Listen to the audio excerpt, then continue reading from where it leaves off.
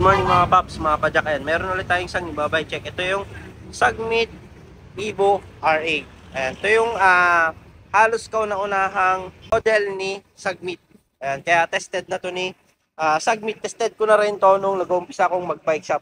Ito yung madalas ko na gamit. Kaso para mas maganda yung mga first Sagmit Evo R8 nila, yung parang carbon na pagaan. Pero ngayon to, solid na rin. And ito kasi naka 5 years warranty itong frame na to, itong latest model nila. Tapered na rin, kita pa rin yung weldingan, pero napaka-smooth ng welding niya. Ang size nito 29 by 17. Naka quick release, 31.6 yung seat post natin. Naka thread type na baby. Yan, ang kulay nito matte black combination ng gray.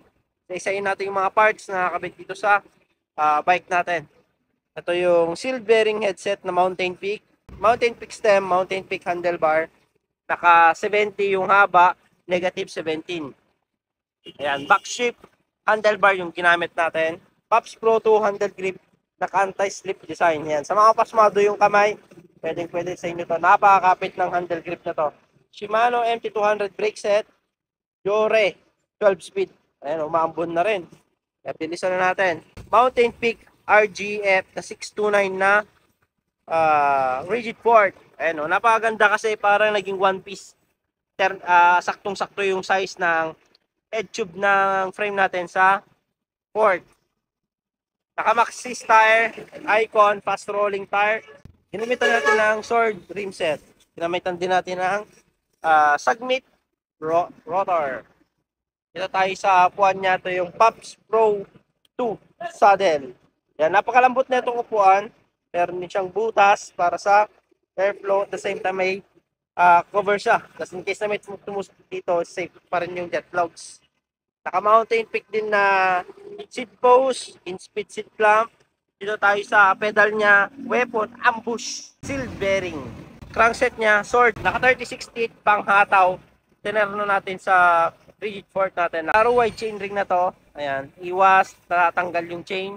M6100 chain. Jore M6100 na RD. Siyempre may clutch din yan. 1152 na sprocket. Napakalaki na ito kasi 52 mas malaki pa to sa Shimano. Itong dalawang block niya, aluminum. Naka tunog mayaman hubs yung kit nilagay natin dyan. Magkano nga ba yung mga ganitong build? Ayan. Sa mga ganitong build, ayan, nabot to ng 31,000. Bibigyan lang natin to ng 29,000 with previous pa yan. Helmet, battle cage, tail light, chain protector at leather boot. Hindi lang yan, meron pa siyang kasamang patch kit. Kung gusto nyo itong bike na to or gusto nyo test ride, visit na kayo dito sa shop namin. Thank you. Mga nasa malalayong lugar naman na gusto magpakita ng suportas dito sa Pops Bike Shop at gusto mag-order, ayan, visit lang kayo dito sa mga legit account namin. Dito lang kayo pwedeng makipag-transact para legit at di kayo may scam. Visit lang kayo sa TikTok, Shopee, Lazada namin. Pops Bike Shop Official. Ayan, ito yung mga legit account namin. Jason Bike Parts. Bikers Need. Thank you mga Pops, mga padyak. Ayan, dito na kayo makipag-transact at mag-order. Thank you.